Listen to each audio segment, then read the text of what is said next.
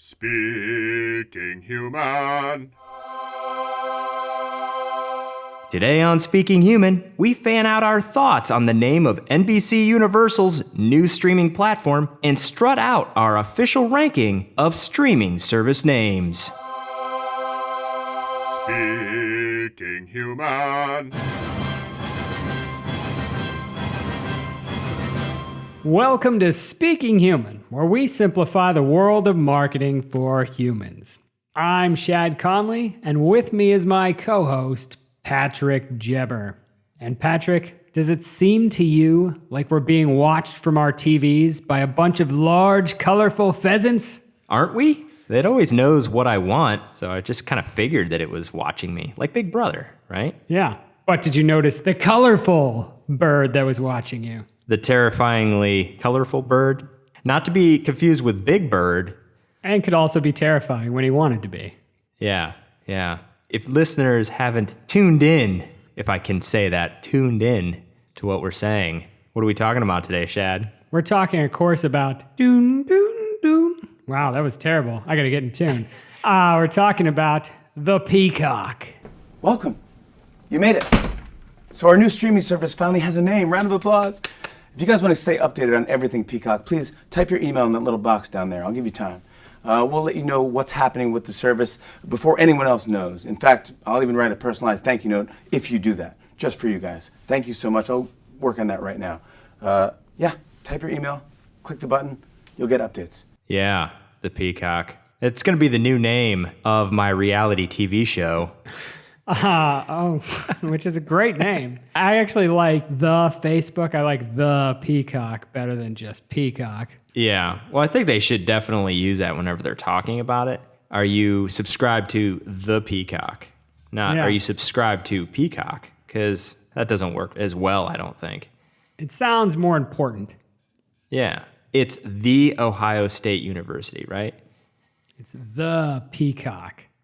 The Yes. most important streaming service ever made. So, in case you haven't heard the news yet, NBC Universal recently announced the name of their new streaming service, and it is Peacock, which is a nod, of course, to NBC's iconic logo, which a lot of people don't know is a peacock. I think most people recognize that colorful half wheel that you see on your TV whenever you're watching an NBC program.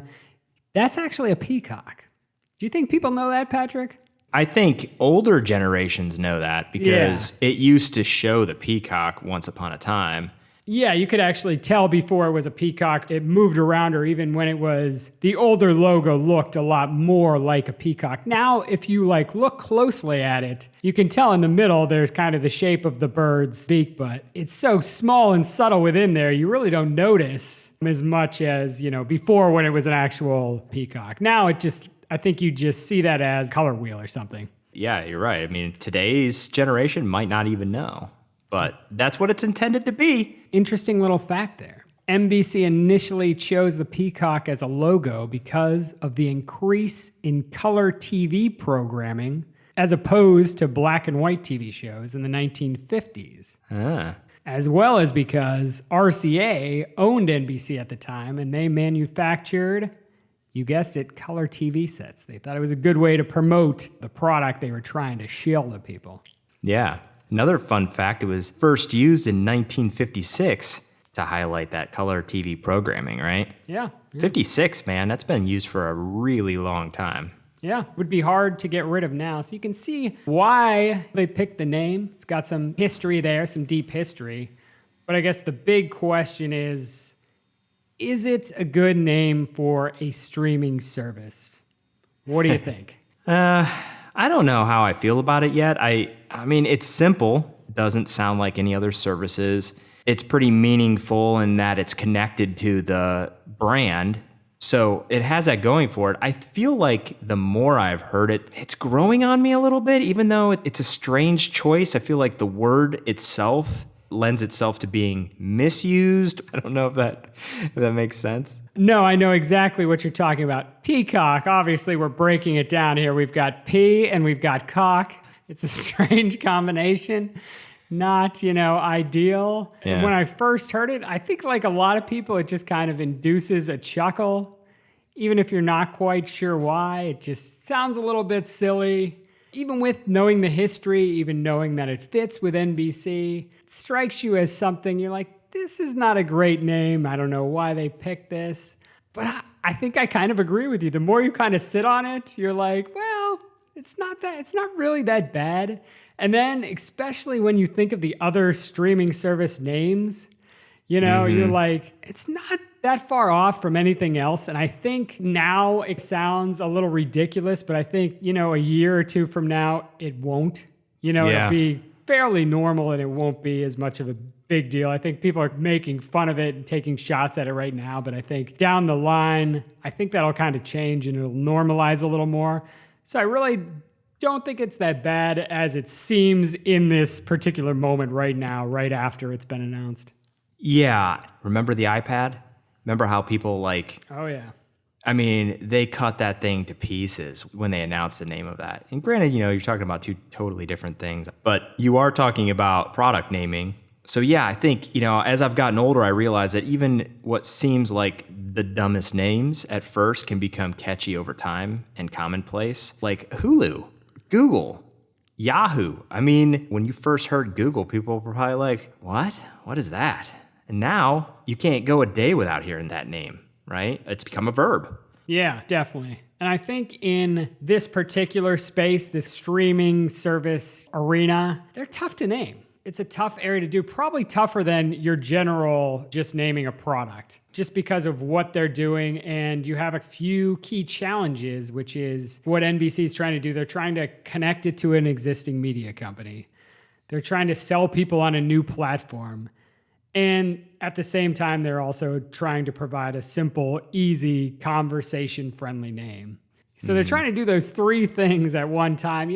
That's a tough sell right there. That's a hard thing to do with one name. So that's challenging. And I think when you look at the names in general, and again, we're going to get into that more when we do our rankings here, but none of them pop out as being particularly super clever or creative, which is the feeling you want to get with brand names. Now, I don't know if they could have come up with a name where people are like, yes, you nailed it. Maybe they did, as I've sat with it, which I'm sure executives and focus groups, I'm sure they've done all of that. Maybe as people sat with it a little bit longer, they realized this is actually a pretty decent name. It's simple. While the word choice makes me hesitant at first, I'm like, I don't know if I would really want that to be the name. So, yeah. So are you regretting not naming this podcast Poppycock now? Every day I regret not naming it that. A little bit more each morning, right? I don't know why you bring that kind of thing up. That it hurts me. Just to rub it in. I really rode for that one. On a serious question, do you think it's better to choose a streaming name that's catchy or one that's less catchy but more connected to the company it's coming from? So, if you're like an NBC, is it better to do something that ties into your history, like a Peacock, or choose something that's just a more creative name you think people will like more? This is hard because obviously if you can do both, that's the best course of action, right? If you can balance the two things, but that's not always the case. So if you have to pick, I'd say catchy first. And a great example of that for me is Hulu. It didn't have that luxury of being associated with one company. So it was better to have it be a catchy name. Yeah, no, that's a good point. Depending on the situation, they're in. Obviously for brands like your Disney and HBO, they kind of have to have their names in the service somehow. It would degrade their value not to have it in there. Oh, yeah. For something like Hulu, you're right, you need that in there. And even though at the time that came out, people were like, this is weird, this word sounds strange coming out of my mouth, what is it? But over time, it's one of those things they knew it would normalize. And on top of the fact that people were still at the very beginning of cutting cords, even the service itself was sort of alien to people, right? Yeah, definitely. That was the thing, with Netflix or a Hulu, you were also trying to gain that acceptance. Get people used to using the service was a big thing on its own. Making it kind of simple and easy to talk about was one of the biggest things there. I think that's something that's dinged Amazon's streaming service a little, is people just can't necessarily talk about it in a simple way like they could if it was called Nile something like that. If it had a name like that, instead it's Amazon Prime Video, or, some people just call it Amazon Prime or Amazon. Nobody necessarily knows how to talk about that in a simple way, like on social. I think that's hurt them a little bit, not in a extreme way, but it's hurt the service doesn't have a strong brand. At least in my mind, it doesn't.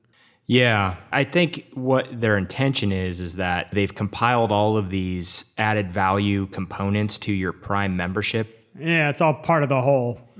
Yeah, but I love that, Nile, or I was even thinking go even simpler, just Amazon River. River, streaming, service. Yeah. It just seems like it works, right? Yeah, it's almost too easy. It seems too easy. Just being a little creative and tying it back in. Yeah, it just makes it better when you're, popping out that tweet or something like that. Just makes it all the more recognizable. Or you're throwing out that mention, they know where to find it in an instant.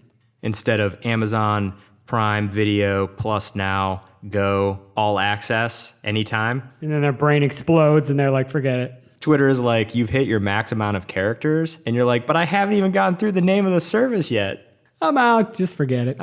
It's fine. We don't need to tweet it. So I think in general, Peacock has grown on me, though, for sure.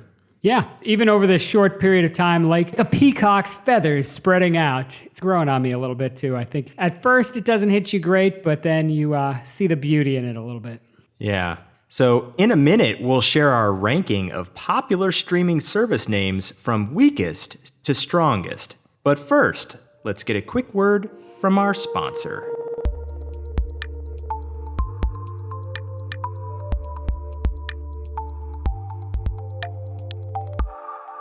Today's sponsor is Farmers Insurance.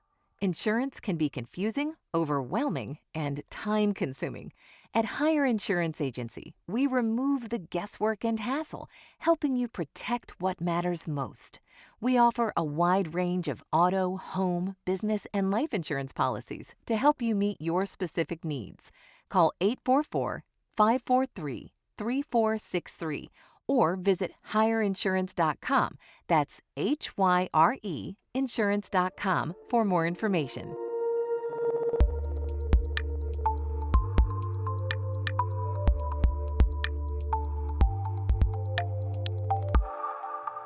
So, Shad. Yeah. Now's the time. We're going to talk about what makes a good streaming service name. What's the criteria that we've established for our ranking? We boiled it down to 3 things that we thought take your name, shoot it to the head of the pack. Number 1, short and sweet. You want 1 or 2 syllables. You want it to roll off the tongue. You want it to be easy to share on social media. Some of the things we were just talking about. You want it to be easy for people to talk about your service in the simplest terms. Number 2, something kind of unique and creative. It doesn't sound like other services out there. And something that it sparks something within you that goes, oh, that's clever, that's witty. A lot of times I think unique and creative things tend to come off as when somebody hears it, there's an aha moment, and then they go, I should have thought of that, or I could have thought of that. How easy was that, right? That seems like the obvious choice, right? Yeah. Or something that just draws you in. You can think of those band names you've heard and you're like, oh, that's perfect. I want to check out that band just from hearing that name alone. That's what we're talking about here. And then third thing we came up with is meaningful and connected. That means to the brand or the company behind it. So it suggests the provider or the type of content they're providing. Tells you what you're getting or who you're getting it from in some way. So if you can do all 3 of those things well, you've probably got a pretty good name. Yeah, probably. Yeah, there's always variations or things that break the rules a little bit.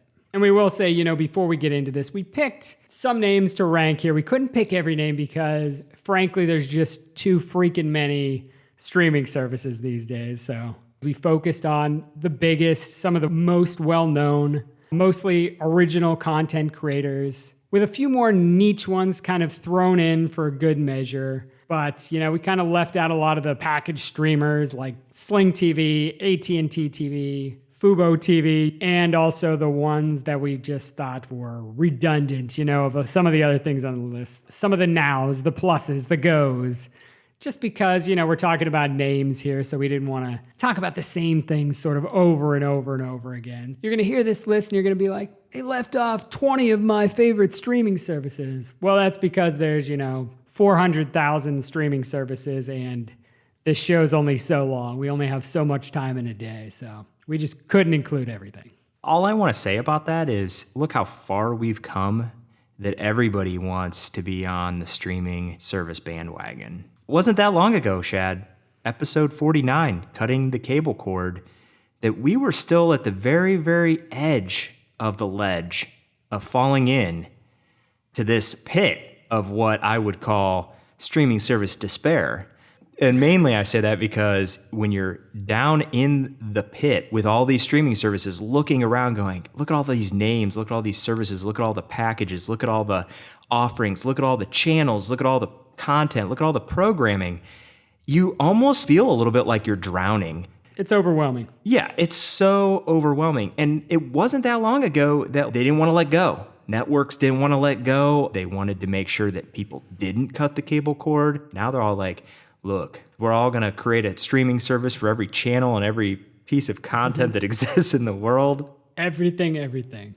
Yeah, we're going to drown these people in their own want. Let me say this. Probably, I feel like almost nobody was more excited for streaming than me. I've loved it. I've loved this shift in how we get content. I feel like I've been doing it for a long time. I've really enjoyed it. But there is a big part of me, especially now, and with how everything's become so split, I'm like, man, remember those days of 3 essential channels that you basically watched where you just watched whatever was on TV? And I'm starting to miss that model a little bit for just its simplicity. The like almost neurosis I feel now when I'm going to watch something and I'm like, oh, what do I watch? There's this over here, there's this over here, there's this over here. And I'm like, oh man, remember the days where you just watch what was on? I almost am like looking back fondly on that. I know it's ridiculous, but I'm like to that point now because of where we are. Yeah, can I say, I totally understand. And there are days, and I'm not kidding you, days, it's become more common than not common that I will go to sit down and watch something. I will fall asleep searching for something to watch because I haven't picked. And I could literally do that day after day and go, eventually there comes that day in the week when I've done that many, many times over the course of a couple of weeks where I'm like, I'm just going to pick. Today I'm just going to pick. I'm going to pick the first thing that I see. I'm not even going to search because if I get into the search, it's endless. Yeah. You have to be so premeditated about it now that if you don't have that effort in you, it can be hard. Yeah, it's exhausting. I mean, last night is a great example. I sat down, I had a little extra time to myself before bed. I sat down, woke up at 1:30 in the morning because I had fallen asleep scrolling down through something. I mean, it was like, man. Maybe that's part of my age too, right? You can fall asleep in mid-task. Yeah. So anyway, we ranked these streaming service names from weakest to strongest. Yeah, so we'll go down the list. We'll start at the bottom and work our way to the top, I guess. Do you want to start with the first one, Patrick? Yeah, so the first one, the weakest on our list is Amazon Prime Video, which we just talked about before the break. And Amazon Prime Video, which is owned and operated by Amazon. Is the name great? We've kind of talked through that one already. I feel like it's not overly unique or creative. It's not really short and sweet, so therefore it sort of made the end of our list. Yeah, they could have done a lot better. Amazon Nile, Amazon River. Those are just a couple options they can take right now and use tomorrow and make it infinitely better. Jeff Bezos, he can just write a small, very small check, small to you, large to us, obviously, for that idea. Yeah. So number 12 on our list of streaming names, we have Apple TV Plus, which is Apple's emerging streaming network. They're just starting to build this one up with original programming, investing a lot of money into it. Could have invested a little more time and effort, I think, into the name. But, I know Apple favors simplicity in their naming. I think they could have done something better here. I know a lot of people like TV in their names and they like Plus. I think this was an opportunity for Apple to do something more creative here and the time to do it. I think they could have just done a little better and been the trendsetter instead of kind of jumping on this trend. What do you think? Yeah, I kind of like Apple TV, and then if they had turned to its side the infinity symbol, Apple TV Infinity. Maybe? No. Okay. Here's the thing I know about Apple. They basically just said, no, we are going to be TV to people. But it could have been much more creative with the name, for sure. We could even say maybe the concept of TV or television is an outdated one. You know what I mean? Yes, I agree with that. I do. What's next on the list, Patrick? CBS All Access, if you know anything about CBS, they have Star Trek. The Star Trek franchise, all the movies, all the television shows are all owned by CBS. It was originally created in 2014. It's not a huge streaming service, but Star Trek being one of the biggest moneymakers for them. Yeah. And I guess the meaning behind the name here is you're getting access to the things you couldn't otherwise get access on. These are things that don't even air on CBS, right? Yeah, some of them are things you can't get anywhere else. For example, original programming, like they've got the new Star Trek Picard television show, and only available there, right? You can't get it anywhere else. So not a terrible name. Kind of hits on what it's doing, some sort of behind-the-scenes pass, something like that. Mm-hmm. I'm kind of on the fence on this one. What do you think? Yeah, I mean, it is what it is. But CBS, yeah, to me, it's pretty bland. Yeah. All right, next up, Voodoo. And if this sounds like the name of a tech startup, there's a good reason for that. It was once. Basically a box you would attach to your TV set. This is in the late 2000s, the aughts. And Walmart ended up buying the company, which was one of the first to bring streaming movies to the forefront. And they bought it in 2010. The name is easy enough, but it lacks meaning and identity. And the reason for that is it was a business name that's just become this streaming service. Mm-hmm. And lately they've been pushing out into original content. Interestingly enough, they recently launched a series based on the 1980s Michael Keaton movie, Mr. Mom, which I thought was... Yeah, isn't that pretty interesting? They have a Mr. Mom series now on Vudu. Does it have Michael Keaton in it? No, I don't think so. Then I'll never watch it. No, you're probably like most people in that regard. I saw that on there and I thought, I wonder who that's for exactly. I don't know who that's for. But you can't talk badly about voodoo. Otherwise, you're going to start to feel pains in your body. Voodoo dolls. Not that kind of voodoo. U's, not O's. Yeah, I know. Well, for our listeners, I wanted to clarify that's VUDU. But we all know what they're doing there. How do you think they got bought by Walmart? Total startup name, though. Yeah, I don't know. I feel like it's an interesting name. It could be considered unique and creative. It's short and sweet. Meaningful and connected? I don't know. Like you said, it's a startup name. But then again, probably there's a lot of those in the world. Yeah. Hulu could probably even be considered that at some point. But overall, though, you're not good with it? I'm okay with it. I agree with what you said. It's catchy enough. It just doesn't have any sort of meaning because of how it kind of came about. The company created this thing and then it was bought and became something different. Yeah, there's no connectivity or nothing deeper there. Yeah. Well, the next on our list, doon, doon, doon. That was much better than the first time you did that, though. So yeah, Peacock, obviously hasn't launched yet. We don't know a ton about the service other than we do know that it's going to house a lot of NBC properties, right? Yeah. The name, like I've said before, I don't know if we need to belabor the point, but it's growing on me, even though it's kind of a strange name. Makes sense for the brand, but the word itself, I guess. Yeah, I think this one will move up over time. We placed it here in the middle at this point, but I think it's going to move up. Yeah. What's the next one then? So at number 8, we have Disney Plus, we'll say / ESPN Plus. And I think everyone knows Disney Plus is the much anticipated streaming app from Disney. I think people might be familiar with that company. Dropping in November. Nice price attached to it. I think it's going to get a lot of subscriptions. As far as the name goes, I can't really knock it too much. Like I said, the Plus convention, very overdone at this point. But Disney, ESPN, these are very familiar names.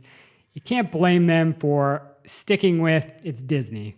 People love Disney. That's all they really need to hear is Disney. Same thing with ESPN. That's all people really need to hear. These are names people know and love. No reason to expend too much time and effort getting too creative when you've got the Disney name, I guess.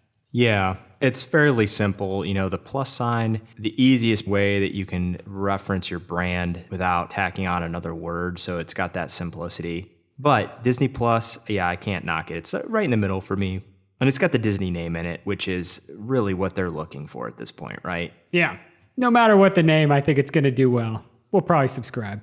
They definitely have the catalog of material for sure. So good price, good catalog. I think that Upstart will be all right. Yeah. So the next on our list is HBO Now or HBO Go or HBO Max potentially in the future. We know that service is coming. But basically HBO.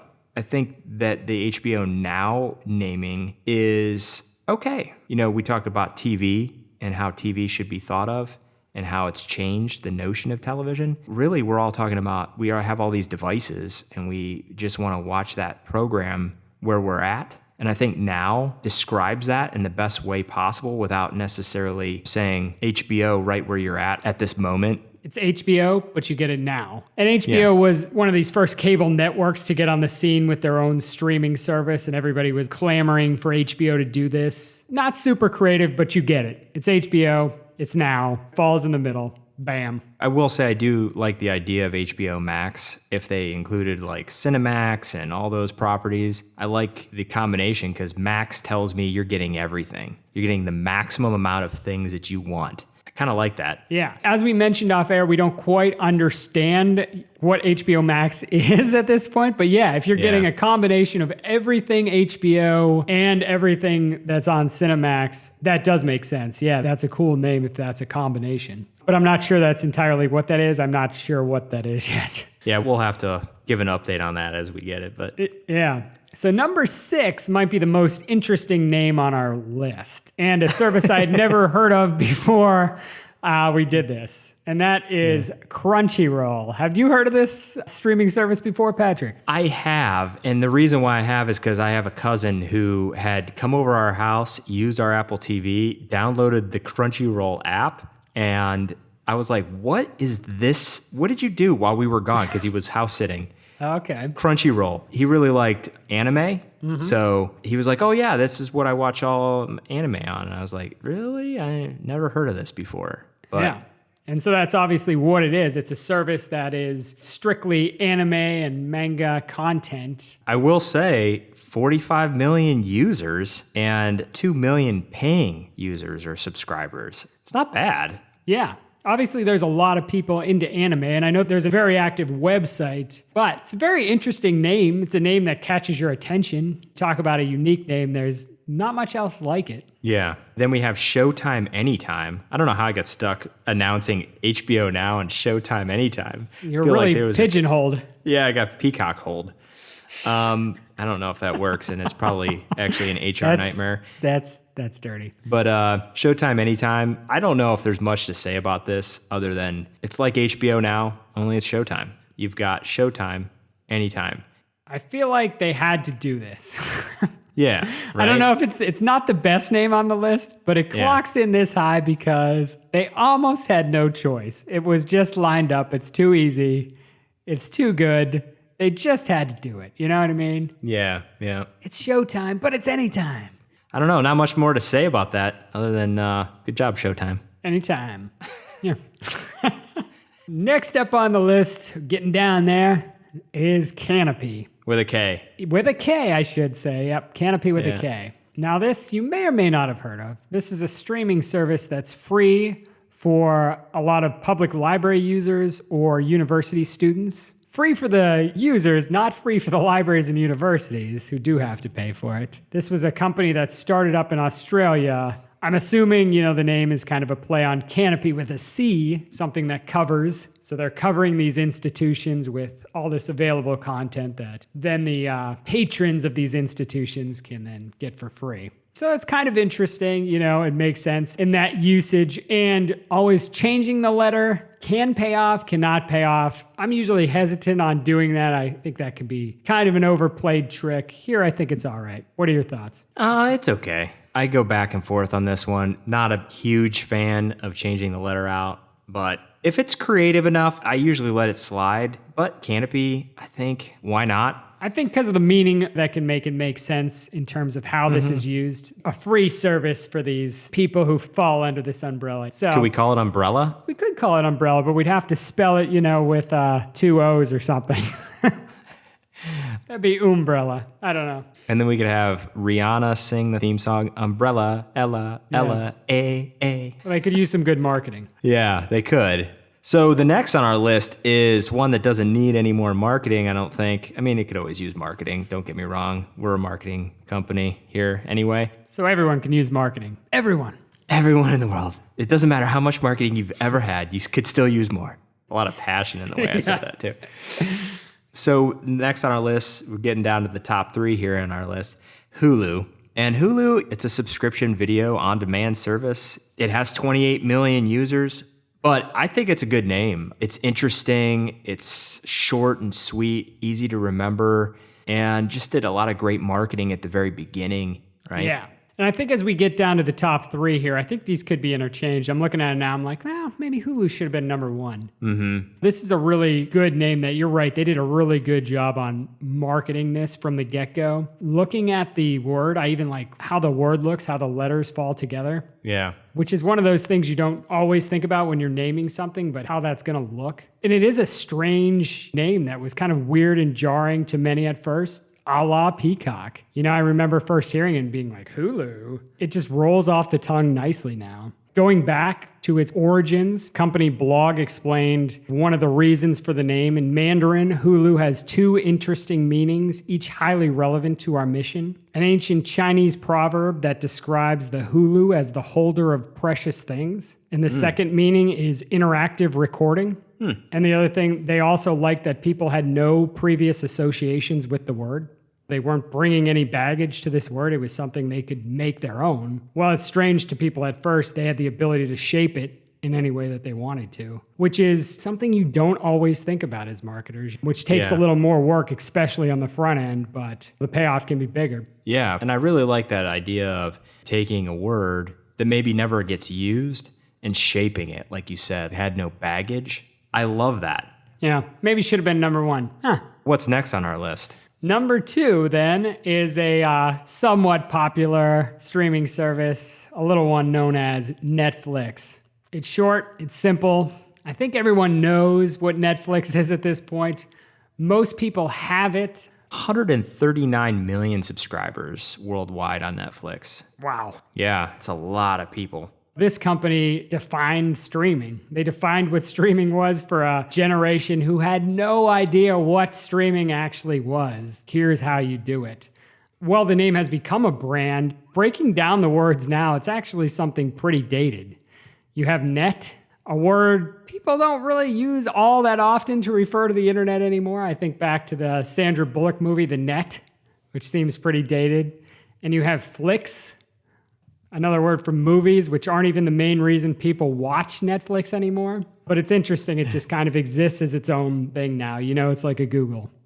And we all remember when the company almost disastrously became Quickster. Oh, yeah. We talked about that a couple times. One of our favorite stories. It's a great story of potential branding gone wrong. Yeah, another road the company could have taken, and who knows where it would have led. We could be talking about Quickster as number 13 right now. Oh, yeah. So the last on our list, which may be surprising because, like you said, maybe Hulu should have been first. I don't know. So the best name is Shudder. Ooh. If you don't know, Shudder is actually owned by AMC Networks. If you were to take a guess, even though you know what this is, you're shuddering when you think of it. It's horror. It's how you feel when you watch horror. And so to use that as the word for your service, you're shuddering, you're scared, you're terrified. But I like the feeling that it conveys. Yeah. And I thought the same thing, works. Just a great name. And you're right. It has that emotion in there. It tells you how you'll feel. It also is like a directive. It's like an order, right? Like shudder. And you're like, all right, I will. They're telling you what you're going to be, right? Yeah, exactly fits with the content you're getting there. It obviously has the luxury of being, very fitted to the type of content that's in there, because it's just focusing on horror. Yeah. One of the more creative names you'll see in the streaming world. Plays well. So that's our official list of streaming service name rankings. And on that note, let's get our final nugget of human wisdom. Human wisdom. So today's wisdom comes in the form of a question we're going to ask and answer right now. And you could also use this as sort of a creative exercise of your business to get people thinking about your brand and maybe even come up with some good naming ideas you'll be able to use for something down the line. Maybe your own streaming service if you're, planning on something like that in the future. Who knows? So what's the question we have here today, Patrick, that we're going to answer? So the question is, if Speaking Human, Shad, started a streaming service right now, what would it be called? And you can't say Speaking Human Plus. Oh. Yeah, I know, that was hard for me. Can you say Speaking Human now? Speaking Human Go. No. So, what do you think? What do you have on your brainstorming list of good names? Well, I have a lot of them. You do? I do. Because I went in a lot of different directions, so I jotted down a few different notes. This is a fun question, though. This is why I said people can do this. You can use this, because I think you can have a lot of fun with this kind of question, because you can just take it in all sorts of different ways depending on how you think of it. And I went in a few different directions. I had to resist the initial instinct to just say streaming human. Why? That is on my list. I think that would definitely... Oh, yes, of course. I thought it was just too obvious, I also thought of, I don't think anybody's used this. What about just using as a streaming service name Stream? In our case, if we're talking about streaming and maybe stream of consciousness of the mind. Okay. And we could also, when we talk about it in our marketing, we could call it the human stream. The human stream. Which, sounds delightful. You could call it the human stream is the long form. It's just stream for short. It sounds a little risque, but yeah. Okay. It does. So I'll tell you some other directions I went in here real quick. So then I was thinking, maybe we think about it in terms of early forms of human language or communication. So then I thought about calling it hiero, like hieroglyphics, or proto, which would be proto-human language, what they would call the first human language when they were trying to figure out what it was. Hiero or proto, okay? Which sound like weird robots. Then I started thinking about parts of the human eye, or something related to vision or seeing things in a different way. So then I came up with eyeball and cortex. Eyeball and cortex, which are your weird friends. The one last one I have is, maybe relating it to a key speaking human pop culture touchstone, or also a furry friend of yours, Bodhi from the movie Point Break. Oh, yeah. I like it. So I got stream, aka the human stream, hiero, proto, eyeball, cortex, and Bodhi. That's what I came up with in my brainstorms.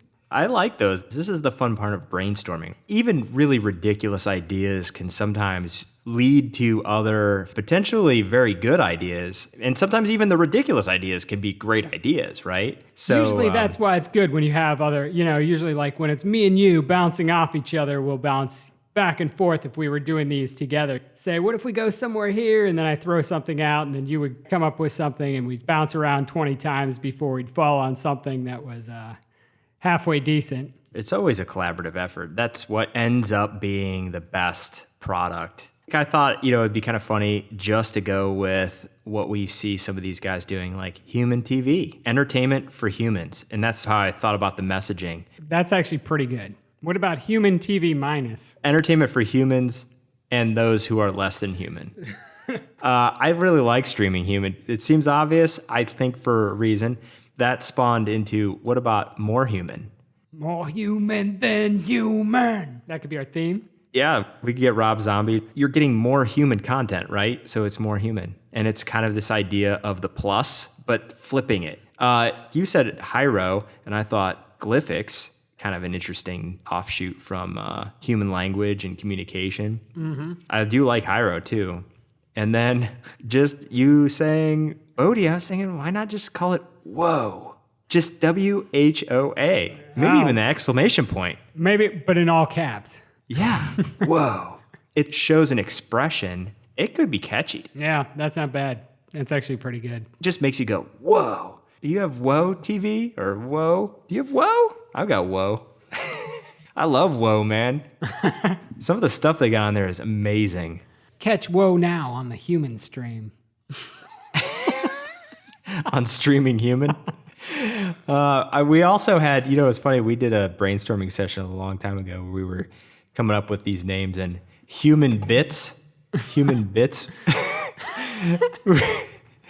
we were talking about bits are pieces of digital information, and we were doing these like small little bite-sized chunks. Human chunks led to human bits. Not a great name though, but I'll tell you, it led to some weird things like human tips. Doesn't sound great.